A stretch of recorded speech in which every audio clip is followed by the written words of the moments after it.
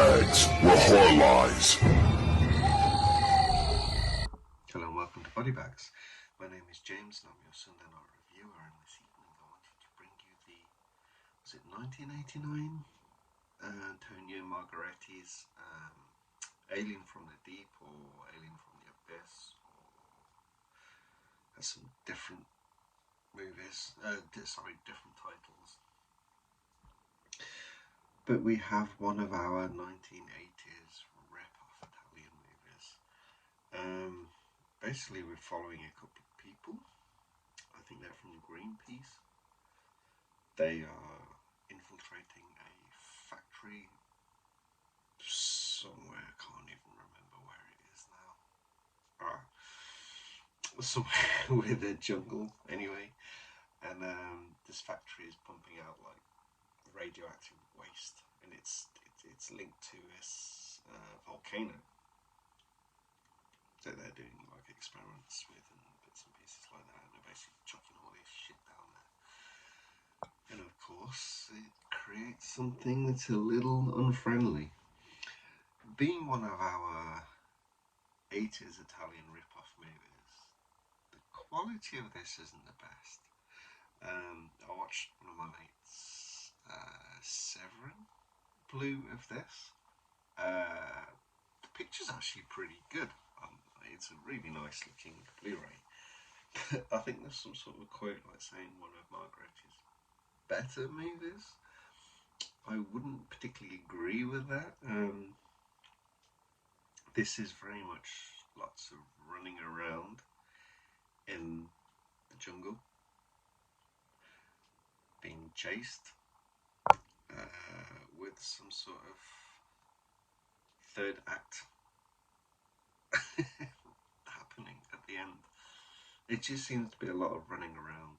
I mean, you kind of swap the story a little bit, because you have one book is normal, people are being chased and shot at through the jungle. You can kind of swap that out for being cannibals chasing people through the jungle, throwing spears and bow and arrows and using those, or the army chasing people through the jungle. It's very much a recurring theme. I guess it's a cheap thing to do. It actually has a little bit of budget on this one. We have a helicopter that keeps making an appearance. You're aiding the police, but it's not the best movie. And it's all building up to our third act, where you have this rip-off alien thing. It's much bigger than you think it's going to be, though. It's like the Queen alien. Oh boy, it looks good when you see it stood up. What struck me about this is it's kind of like, it's like a Godzilla movie that turns into aliens at the end. It's like the first two acts. It's kind of like, not that it follows how Godzilla movies are, but you have this radioactive thing that's huge. And that's my link to Godzilla.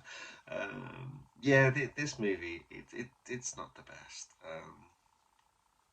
Obviously, it does have a little bit of charm.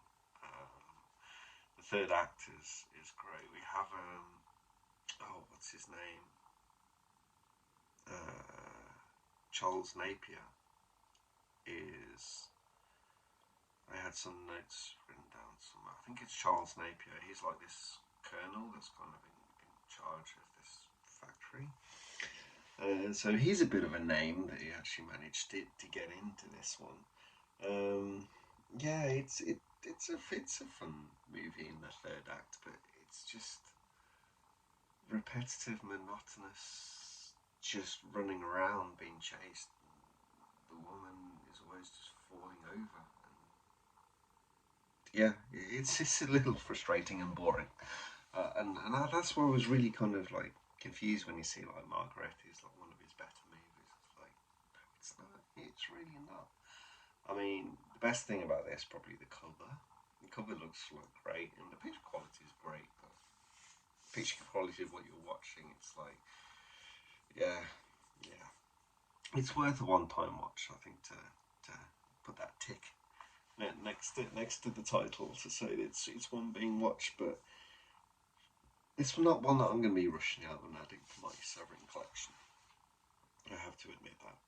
But anyway, I'm gonna stop travelling on that. It's a bit of a short review, but it's kind of, I don't really have too much extra to say, unfortunately. But anyway, I hope you did enjoy the review, and I'll catch you guys next week. Thank you. Good night.